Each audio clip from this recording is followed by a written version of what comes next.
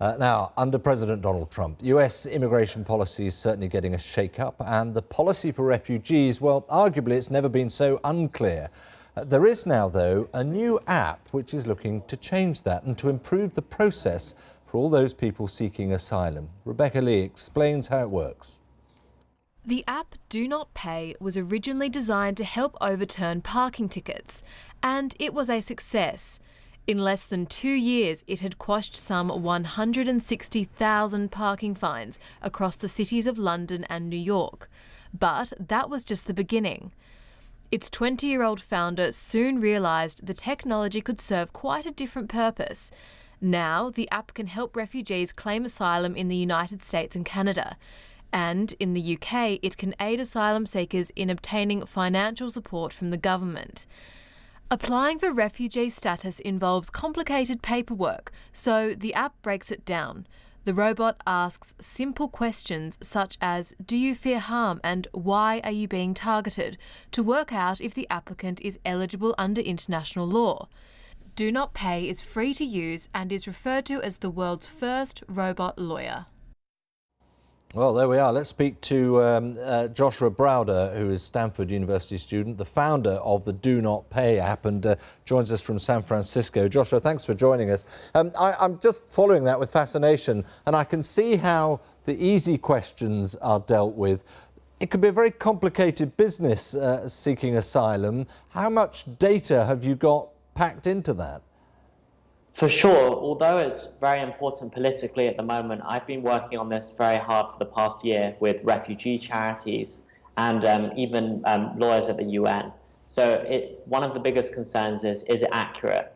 And of course, every asylum case is different, but hopefully this will get the basic stuff done so that lawyers can spend most of their time focusing on the legal complexities rather than wasting their time filling out these forms. That's interesting. So this would be in conjunction with lawyers, because if we look at your Do Not Pay app, that basically does everything for the customer, doesn't it? This is a step towards a full application, is it? Exactly. However, it will actually produce a full application that someone can go directly to the authorities with. But if they need more help, it also provides submission instructions and a list of charities relevant to them. For example, if you're a refugee and you're pregnant, it also provides a list of health-related refugee charities.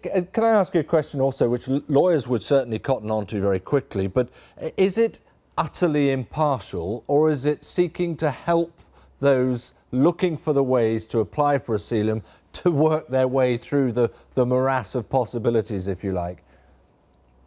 It does both. I mean, there are certain questions, for example, which country did you leave from, that will remain the same whether a lawyer is asking them or my robot lawyer is asking. And so it takes down basic details, but it also uses advanced algorithms to make sure someone's case has the best chances. For example, it will check to see if one of the 6 criteria for asylum, like being persecuted or fearing danger or harm because of, for example, religion, apply. So do you nudge people in those directions? I'm just wondering whether you sort of say, to be honest, if this is a question to address, it's worth looking at answering it this way or that way to keep your own chances alive. Exactly, and it says something. For example, if you keep answering no to all the eligibility questions, it will say these are really important. Make sure you look at them because you need one of these 6 factors often to make a successful application. Right. And that's really good in helping discourage people and also helping encourage the right applications. Yeah, I mean, obviously, for a lot of these people, I guess they may be in desperate situations, very keen to move on with it, and possibly not in a position where they are particularly wealthy either. Do they have to pay to use it? How do you make your income? No, all my services are completely free as a public service. I'm very lucky as a university student. I don't have to worry about renting an apartment or anything like that. And I can do this all myself, so it's completely free. And at that's fantastic. At what stage has this reached now? Is this active? Is it recognised by authorities?